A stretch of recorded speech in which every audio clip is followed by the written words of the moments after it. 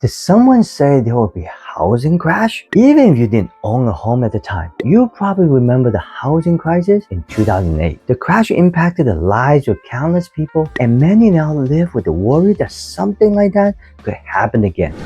But rest easy, because things are different than they were back then.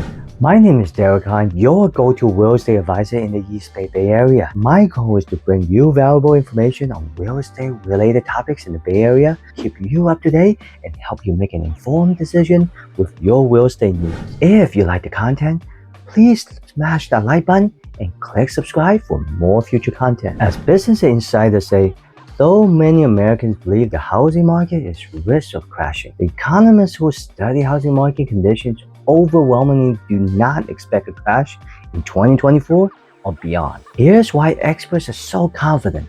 For the market and home prices to crash, there would have to be too many houses for sale. But the data doesn't show that's happening. Right now, there's an undersupply, not an oversupply like last time.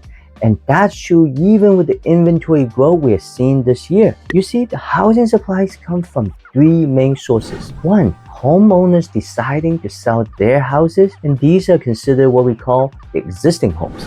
Two, new home construction, or in other words, newly built homes. Three, distressed properties, including foreclosure and short sale. And if we look at those three main sources of inventory, you see it's clearly this isn't like 2008. First, let's look at homeowners deciding to sell their house. Although the supplies of existing or previously owned homes is up compared to this time last year, it is still low overall. And while this varies by local market, nationally, the current month supply is well below the norm and even further below what we saw during the crash. The graph here shows it more clearly. If you look at the latest data showing green compared to 2008 showing red, we only have about a third of that available inventory today. So what does that mean? There just aren't enough homes available to make value drop. To have a repeat of 2008, there is needed to be a lot more people selling their house with very few buyers, and that's not the case right now. Thinking about relocating to the Bay Area? Well, I got just the thing for you. I'm actually taking the time to create the ultimate relocation guide, which is meant to save you hours of research, and I have linked it down below. From top employers to the best hospitals, the top rated schools, and a boatload of other things that you need to know before you make the move.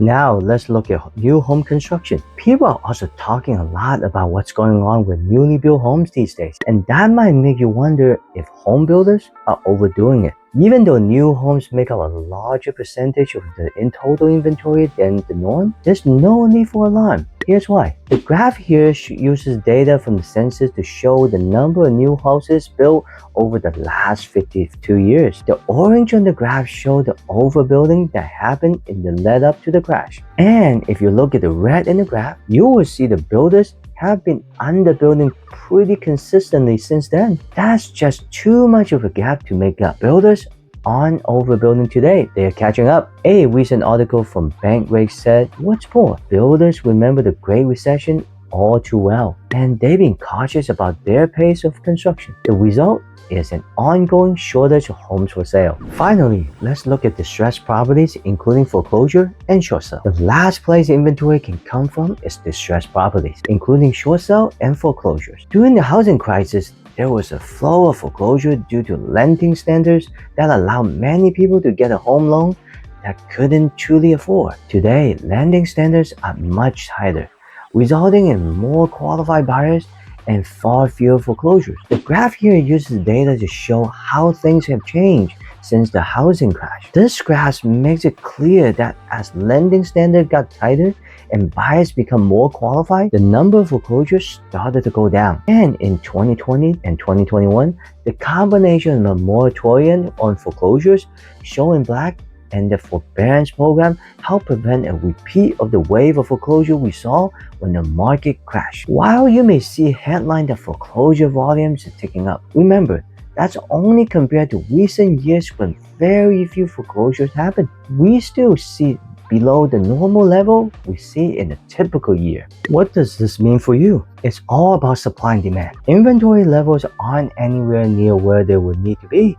for prices to drop significantly and the housing market to crash. As Forbes explains, already high home prices continue trending upward. You may be concerned that we're in a bubble ready to pop. However, the likelihood of a housing market crash, a rapid drop in an unsustainable high housing prices due to waiting demand remain low for 2024. Mark Flaming, chief economist at First American, points out that it's law of supply and demand as a reason why we aren't headed for a crash. There's just generally not enough supply. There are more people than housing inventory. It's Econ 101. And Lawrence Yun, chief economist at the National Association, will to say, we will not have a repeat of the 2008 to 2012 housing market crash. There are no risk subprime mortgages that could implode, nor the combination of massive oversupply and overproduction of homes. Here's the bottom line. The market doesn't have enough available homes for a repeat of the 2008 housing crisis, and there's nothing that suggests that will change anytime soon. That's why housing experts and inventory data tell us there